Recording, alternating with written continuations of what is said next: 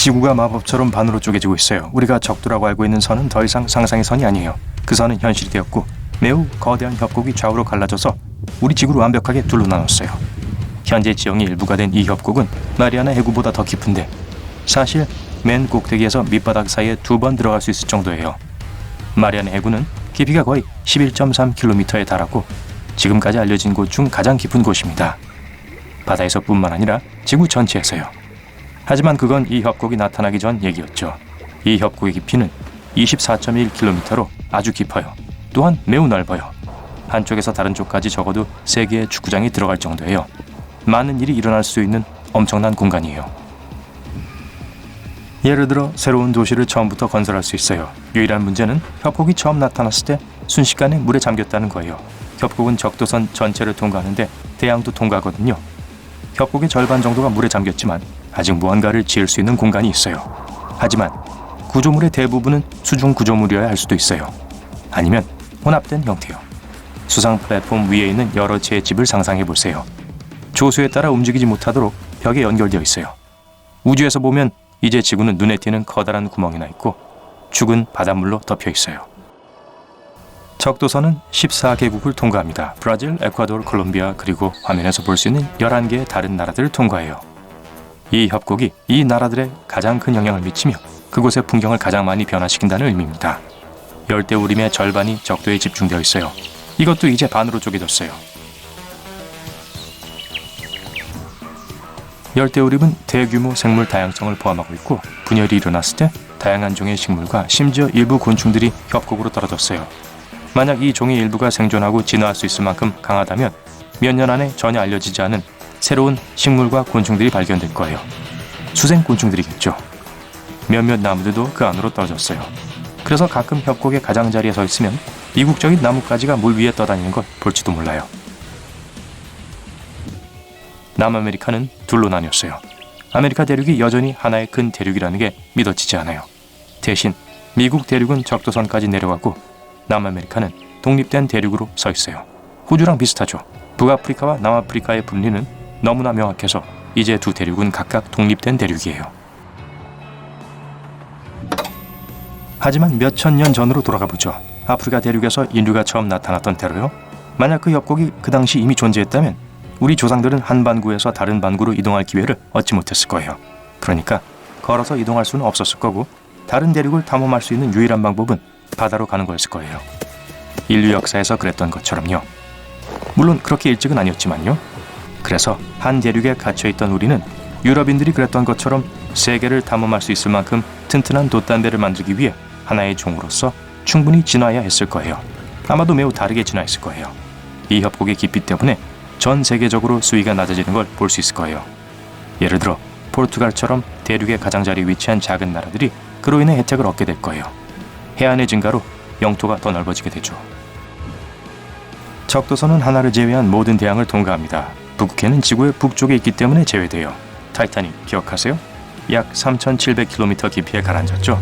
이제 수위가 낮아지겠지만 아직도 충분하지 않아요. 여전히 배는 물속에 잠겨 있습니다. 그래도 접근이 훨씬 더 쉬워질 거예요. 이 새로운 협곡 덕분에 대륙은 더 커지고 우리 모두는 새롭고 더 많은 해변을 갖게 됐어요. 각국은 새로운 영토를 얻고 바다와 가까운 곳에 새로운 도시가 생겨날 수 있으며 자연적인 분리가 도처에서 나타나요.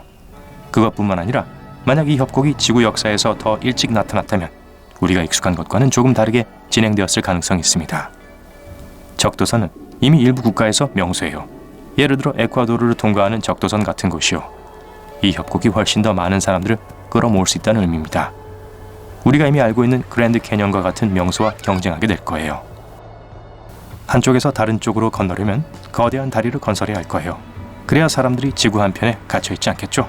이 협곡은 매우 넓기 때문에 협곡이 통과하는 대륙 사이의 연결고리 역할도 합니다. 모두 적도 열차에 탑승하세요. 잠깐, 이건 기차가 아니라 보트지만 무슨 말인지 아실 거예요. 적도 협곡은 이제 말 그대로 세계 일주를 위한 전용 통로로 사용됩니다. 육지와 물 모두를 여행할 수 있는 하이브리드 자동차를 상상해 보세요. 이 차는 약 시속 100km로 달리고 이 속도라면 적도선을 따라 달리는데 꼬박 17일이 걸릴 거예요. 어느 날 가장 빠른 여객선은 시속 108km로 이동해요. 배를 타고 협곡 안에서 이동하는 것이 적도 고속도로를 달리는 것과 거의 비슷할 거란 뜻이죠. 적도선은 지구 자전에 의해 생성되는 원심력 때문에 중력이 약합니다. 덕분에 배는 심지어 더 빨리 항해할 수도 있어요.